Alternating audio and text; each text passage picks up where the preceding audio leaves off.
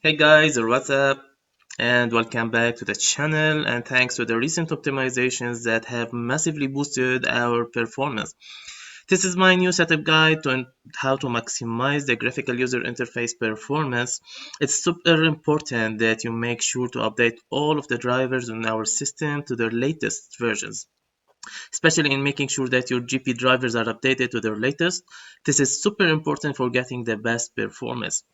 This guy is going to cover how to drastically boost the performance by using the optimized settings and that I'm going to be providing with you with as always. If you have any questions about anything covered in this guide, don't be afraid to ask in the comments below. For now though, let's jump straight across to my desktop and get this guide started.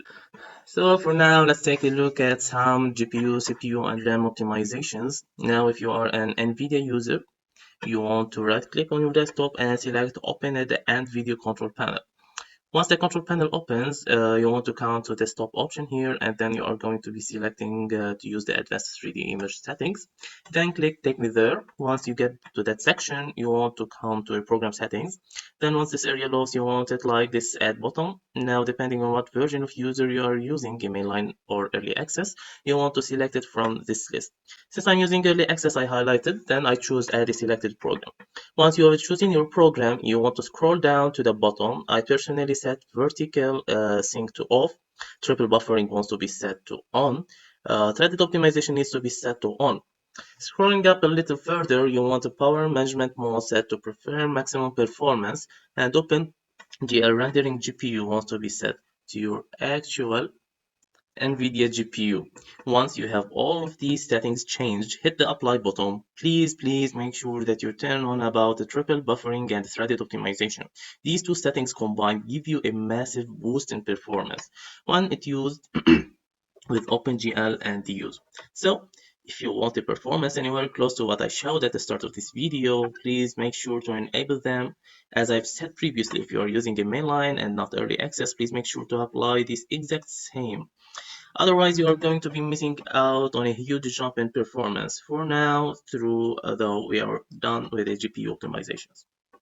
Let's move on to some power plan and CPU optimizations now. So what you want to do is right click on your start icon, then come on to power options. Once here, you want to come to additional power settings and make sure that your computer is using the high performance power plan.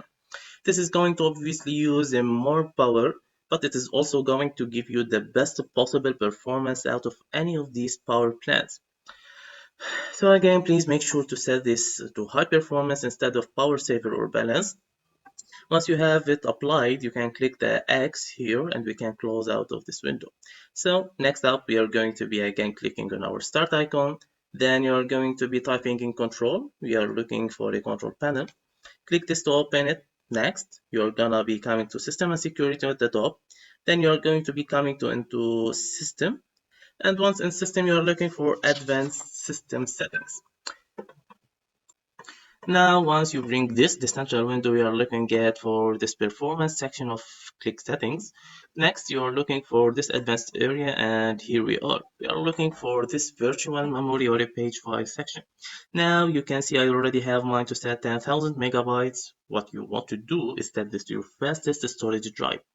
Then I'm going to advise you to set this to an initial and maximum size of 10,000.